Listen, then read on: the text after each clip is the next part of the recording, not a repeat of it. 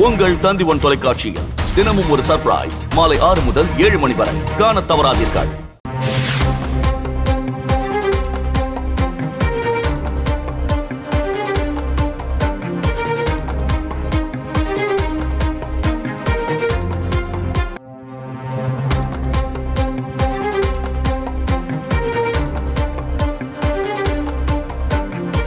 Code திரைப்பட விளம்பரத்தில் தமிழக வெற்றிக் கழக கொடி மற்றும் எந்த ஒரு அடையாள சின்னமும் விளம்பர பதாகைகளில் இருக்கக்கூடாது என தமிழக வெற்றிக் கழக தொண்டர்களுக்கு கட்சி தலைமை கட்டளையிட்டிருக்கிறது. இதை அண்மை செய்தியாக பார்த்து கொண்டிருக்கிறோம்.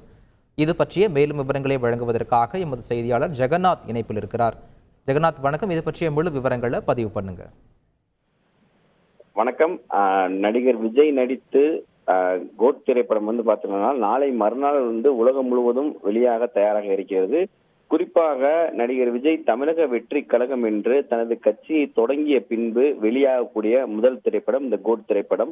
இந்த கோட் திரைப்படத்திற்கான விளம்பரங்கள் செய்வதற்கு குறிப்பாக முதல் நாள் முதல் காட்சியில் அந்த திரையரங்குக்கு முன்பு ரசிகர்கள் கொண்டாட்டத்திற்கு தயாராக இருக்கும் நிலையில அந்த கோட் திரைப்படத்தில் வைக்கக்கூடிய அந்த விளம்பர பேனர்களில் தமிழக வெற்றி கழகம் என்ற கட்சி பெயர்களை எதையும் பயன்படுத்தக்கூடாது. குறிப்பாக அந்த கட்சி குறியிடக்கூடிய கொடி சின்னங்கள் எந்த ஒரு விஷயத்தையும் பயன்படுத்தக்கூடாது என்று கடந்த ஆகஸ்ட் 7ஆம் தேதி கட்சியின் தலைமை அக்கட்சியின் தொண்டர்களுக்கு அறிவுறுத்திய நிலையில தற்போது மீண்டும் அந்த கட்சியின் கொடியை ஆகஸ்ட் 22ஆம் தேதி அந்த கட்சியினுடைய தலைவர் விஜய் அவர்கள் வெளியிட்டார். இந்த நிலையில் இந்த கட்சியின் கொடியை தமிழகம் முழுவதும் 1000க்கும் மேற்பட்ட திரையரங்குகளில் இந்த திரைப்படம் வெளியாகும் நிலையில் திரையரங்குகளில் கொடியேற்றுவதற்கான திட்டங்களை ரசிகர்கள் வைத்திருந்தார்கள். இந்த நிலையில் கொடியை ஏற்றலாமா வேண்டாமா என்ற கேள்விக்குறிகள் ரசிகர்கள் மத்தியில் எழுந்திருந்தது. இந்த நிலையில் தலைமையில் இருந்து பார்த்திருந்தால் தமிழக வெற்றி கழகத்தின் சார்பாக எந்த ஒரு விளம்பரத்தையும் நீங்கள் இந்த கோட் திரைப்படத்தின் விளம்பரத்தில் செய்யக்கூடாது என்று ஸ்ட்ரிக்டாக அவர்கள் கூறியிருக்கிறார்கள். இந்த நிலையில் பார்க்கும் பொழுது ரசிகர்கள் அனைவரும் தற்போது தலைமைக்கு ஒரு கோரிக்கை வைத்துள்ளதாகவும் தகவல் கிடைத்திருக்கிறது.